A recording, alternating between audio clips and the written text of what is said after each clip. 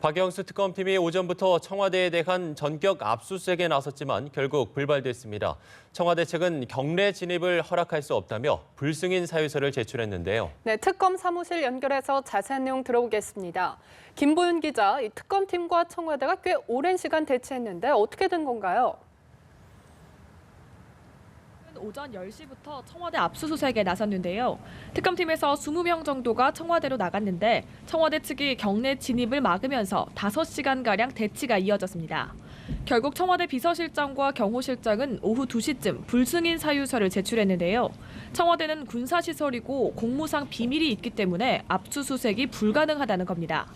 대책회의를 이어가던 특검팀은 당장 강제 진입은 불가능하다고 판단하고 3시쯤 일단 청와대에서 철수했습니다. 특검팀은 이에 대해 강한 유감을 표명했는데요. 청와대가 형사소송법을 근거로 압수수색을 거부하긴 했지만 국가의 중대한 이익을 해치는 게 아니라면 청와대 문을 걸어 잠글 수는 없도록 돼 있습니다.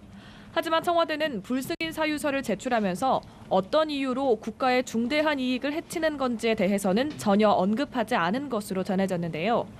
특검팀은 청와대의 불승인 사유서는 부당하다는 취지의 공문을 황교안 대통령 권한대행에게 보내서 압수수색에 협조해 줄 것을 정식으로 요청한다는 입장입니다.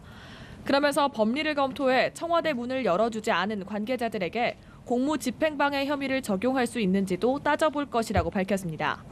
보통 압수수색 영장의 유효기간은 일주일 정도인데요. 이번 영장은 특검 수사기간 마지막 날인 이달 28일까지 집행이 가능합니다. 특검팀은 주어진 기간 동안 청와대 측 불승인 사유서가 부당하다는 사실을 적극 소명할 계획입니다. 네, 결국 검찰 때와 마찬가지로 압수수색이 거부가 된 건데 오늘 특검팀이 입수하려던 자료는 어떤 것이 있습니까? 네, 특검팀은 출범 초기부터 청와대 압수수색의 필요성을 강조하면서 대통령의 혐의와 관련한 모든 장소에 대한 압수수색이 이루어질 거라고 밝혔습니다. 이번 압수수색 영장에도 민정수석실과 경제수석실 등 청와대 관계자가 받고 있는 혐의와 관련한 모든 장소가 망라됐다고 설명했는데요. 구체적으로 압수가 필요한 서류 등 자세한 내용이 영장에 적시됐지만 대통령 관저는 대상에 포함되지 않았습니다. 이번 영장에는 박근혜 대통령이 뇌물수수와 직권남용 등의 혐의 피의자 신분으로 적시된 것으로 전해졌는데요. 특검팀은 압수수색 성공 여부와 관계없이 대통령 대면 조사는 계획대로 진행할 것이라고 밝혔습니다.